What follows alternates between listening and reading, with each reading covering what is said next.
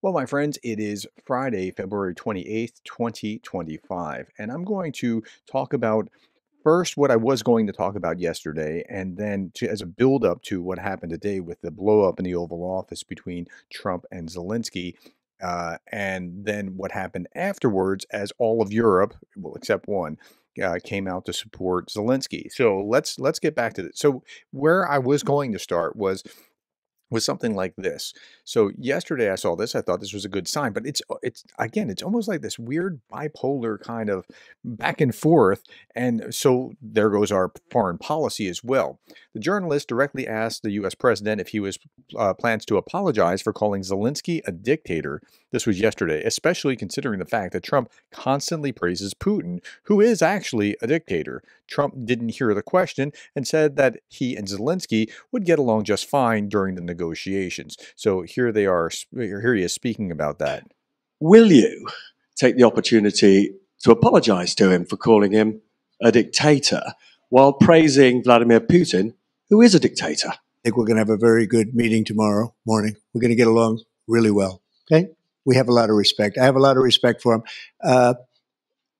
We've given him a lot of equipment and a lot of money, but they have fought very bravely, no matter how you figure it. They have really fought. Somebody has to use that equipment, and they have been very brave in that sense. Yeah, please. Okay, so that's when Zelensky was en route to sign a deal. So as long as he's coming to sign a deal, he's awesome. When he's not signing the deal, oh, he's a dictator. He's terrible. Okay, this is part of Trump. And by the way, there's no excuse for the way that Trump handled him today in the Oval Office. Like, this was just an embarrassing moment for America and American foreign policy. Okay, now, then if the Europeans get serious, Trump says the U.S. will help. And again, over to his left is Keir Starmer, and he's out of the screenshot. Will you get your land back? Well, they've fought long and hard on the land, and you and I will be discussing that. And we're going to certainly try and get as much as we can back. Okay, so those all look like positive signs. I was feeling pretty good about this yesterday, and then we see this as well. Mr. President, do you think that Mr. Zelensky is a dictator? Mr. Zelensky is a dictator. Did I say that? I can't believe I said that. Next. Did I say that? I can't believe I said that.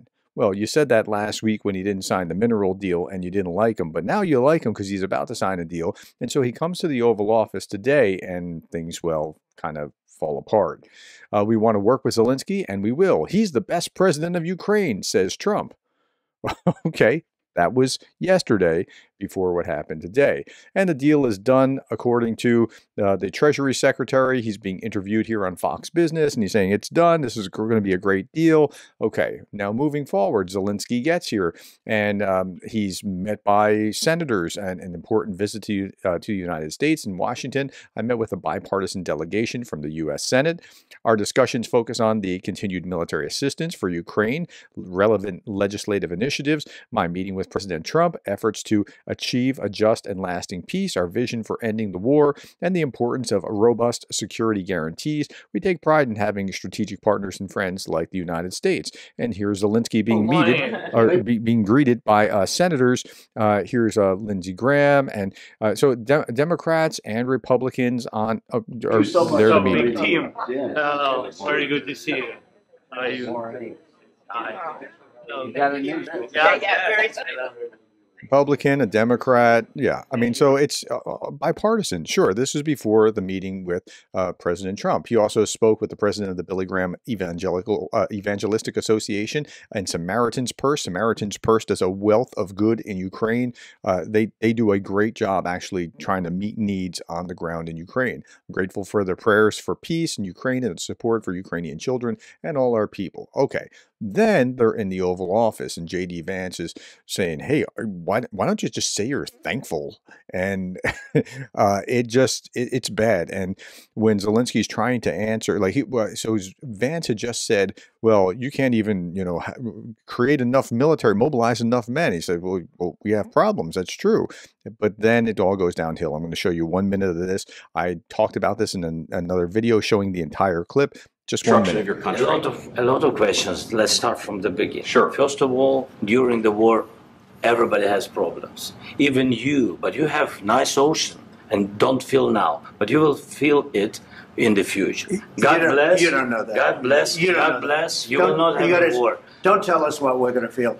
We're trying to solve a problem. Don't tell us what we're going to feel. I'm not telling you. Because you're in no position to dictate that. Remember this. You're in no position to dictate what we're going to feel. We're going to feel very good. You will feel influenced. We're going to feel very good and very strong. You will feel influenced. You're right now not in a very good position. You've allowed yourself to be in a very bad position, and he happens to be right about it. From the very beginning of the war. You're not in a good position. You don't have the cards right now. With us, you start having cards. I've never seen anything like this with a president of the United States berating anyone ever. Like, I mean, not even a dictator. Like, it's wow. And so this was really, really bad. Now, here's Anna from Ukraine. She's talking about what she observed. And a lot of people are saying in the comments in the last video, like, see, he's just Putin's whatever. Maybe. I don't know. I'm very disappointed. I don't. So here's what I would look for were I you. I would look to see if he actually does this kind of thing ever in the future to Putin, not necessarily in the Oval Office. You only have so many times to visit, but if he ever is castigating Putin in that way, that would be a sign that he vacillates back and forth. And if he doesn't, maybe that the other opinion that he's just Putin's puppet is right. We just don't know yet, but it's bad. This was a terrible day. Here's Anna from Ukraine, and here's her assessment. Hello, guys. It was very disgusting to watch how J.D. Vance and Donald Trump tried to humiliate President Zelensky when he wanted to invite them to come and see Ukraine so that they stop spreading Russian disinformation. We have a lot of beautiful cities, strong and brave people who actually stand very successfully against the invaders. But I personally believe all of this show was staged, because Donald Trump's peace plan failed. Putin is not prepared to negotiate, he can only dictate. And Trump does not want to look weak, so he needed someone to blame and chose Zelensky. But here in Ukraine, we feel very proud of our brave and strong president. And Trump and Vance seem too Russian, more Russian than American, and I'm sure will go down in history as a disgrace. Share and subscribe. Okay, so I don't know what I think about that theory. Maybe she's right, maybe she's wrong, but Trump just vacillated. Yesterday he was singing his praises, and today he's doing this. It's somewhat bizarre to watch. While he was talking, this is what the Ukrainian ambassador is looking like as Trump is berating Zelensky. But I said to you, I want a ceasefire with guarantees. Because you get a ceasefire faster than an agreement. Ask our people about ceasefire, what they think. Okay, so that's a bad scene. Now, did he sign the mineral agreement? No, I think that's a good thing, because had he signed it, he would have no leverage with the mineral agreement, and maybe they'll still come back for another round with some kind of better deal. Zelensky was ordered to leave the White House without signing the minerals deal after the Oval Office clash with Trump. I hope there's a significant backlash. I put out another video after this saying, hey, here's how you can write the White House as I did. Okay. Here's Lindsey Graham. This was disappointing. South Carolina Republican senator who has been fairly stalwart in support of Zelensky. Lindsey Graham praises Trump and J.D. Vance and says the U.S. can never do business with Zelensky again? Really? Never been more proud of the president, he says. Let's hear what he had to say here. All right. So, what do I think? Complete, utter disaster. I've been to Ukraine 8 or 9 times since the war started. I understand the consequences of Putin's actions against Ukraine. I appreciate what the Ukrainian people have done. They fought like tigers. At the end of the day, I was hoping that this minerals deal, which would be transformative in the relationship, would go over well. Okay, let's stop there. I was hoping that the minerals deal was going to be something that would bond them, but the first draft of it was absolutely terrible. Second one seemed to be a little bit better, but wow, what just happened? I talked to Zelensky this morning. Don't take the bait. President Trump was in a very good mood last night. Somebody asked me. He seemed to be in a good mood. He was like buoyant about this. Remember, Zelensky, he's the best president in Ukraine. Okay. Am I embarrassed about Trump? I have never been more proud of the president. Huh? I was very proud of J.D. Vance. What? Standing up for our country. We want to be helpful.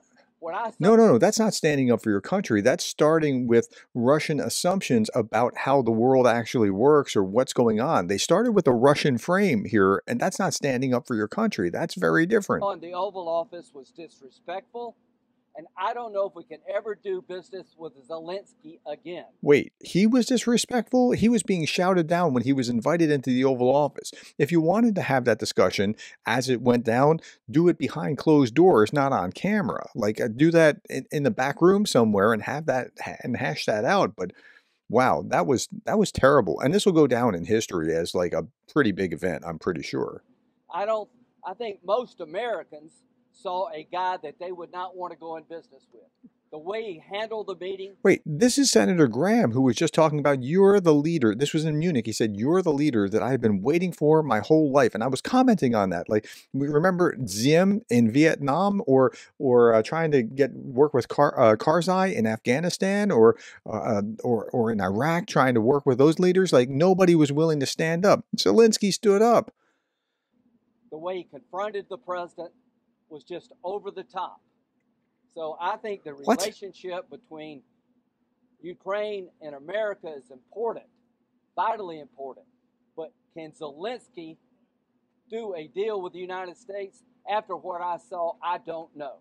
What would he need to do, sir? That was deeply disappointing to see that Lindsey Graham talk like that. Okay, now, at the same time, almost every European leader came out to support Zelensky. Here, Peter Pavel, Czech Republic, we stand with Ukraine more than ever. Time for Europe to step up its efforts. And then we see Swedish Prime Minister, Sweden stands with Ukraine. You are not only fighting for your freedom, but for all of Europe's. Slava Ukraini.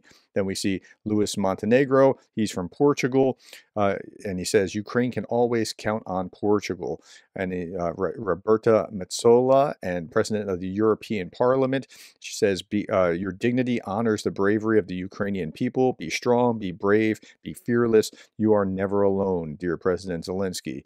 Ursula von der Leyen said, your dignity honors the bravery of the Ukrainian people. Be strong, be brave, be fearless. You'll never be alone. This is von der Leyen saying this. We will continue to work with you for just and sustainable peace. Emmanuel Macron, he says, there is an aggressor, Russia. There is a people under attack, Ukraine. We are all right to help Ukraine and sanction Russia 3 years ago and continue to do so. We are Americans, Europeans, Canadians, Japanese, and many others. Thanks to all those who helped and continue, and respect to those who, since the beginning, have been fighting, because they are fighting for their dignity, their independence, for their children, and for the security of Europe. Here is Antonio Costa saying, your dignity honors the bravery of the Ukrainian people. Be strong, be brave, be fearless. You will never be alone, dear President. Here is Luxembourg stands with Ukraine. You are fighting for your freedom and a rules-based international order. The Netherlands supports Ukraine as firmly as ever. Now more than ever, we want a lasting peace and an end to the war of aggression started by Russia for Ukraine and its people and for Europe. Here's another. Ukraine is the victim of Russian aggression. It fights the war with the help from many friends and partners. We need to spare no effort for just and lasting peace. Diplomacy is just the art of the impossible in difficult circumstances. Ireland, Ukraine is not to blame for this war brought about by Russia's illegal invasion. We stand with Ukraine. We stand united with Zelensky, says Kristen McCall. This is Estonia, Zelensky and Ukraine in our fight for freedom, as always, because it is right, not easy. Finland and the Finnish people stand firmly with Ukraine. We will continue our unwavering support and work toward a just and lasting peace. Croatia knows from its own experience that it's only a just peace that can last. The Croatian government stands firm in its belief that Ukraine needs such a peace that means sovereignty, territorial integrity, and a secure Europe. This is Met Fredrickson. Dear Zelensky, Denmark proudly stands with Ukraine and the Ukrainian people. Donald Tusk of Poland. Dear Zelensky, dear Ukrainian friends, you are not alone. Pedro Sánchez of Spain. Ukraine, Spain stands with you. Maya Sandu of Moldova. The truth is simple. Russia invaded Ukraine. Russia is the aggressor. Ukraine defends its freedom and ours.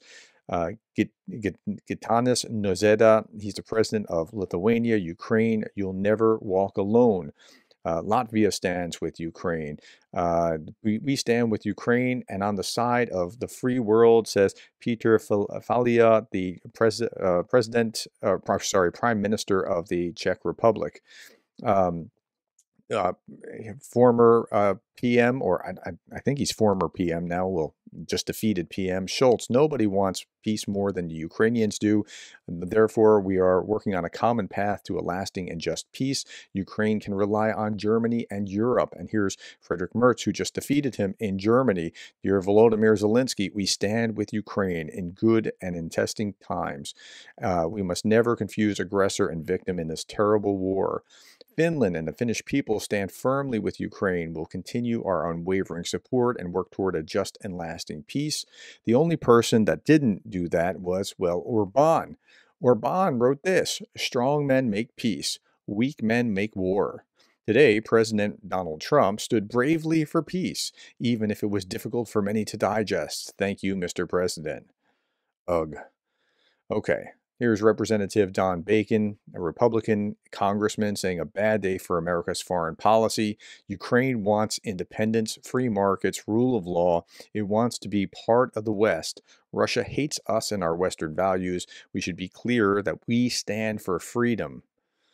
And Zelensky's comment here: thank you, America. Thank you for your support. Thank you for this visit. Thank you, POTUS, Congress, and the American people. Ukraine needs just and lasting peace. We are working exactly for that. Wow, that's classy and diplomatic after what just happened. Okay. If you want to contact the White House, I have showed you how. Here's the, go to www.whitehouse.gov if you're an American citizen, and I show you how in this last video here, how to write the president. It'll take you 2 minutes, and I've now included that. It's going to be in every video going forward in the description, so that's where we are. All right, my friends, thank you for your time. Thank you for the likes, the shares, and the subscribes, and thank you for standing with Ukraine.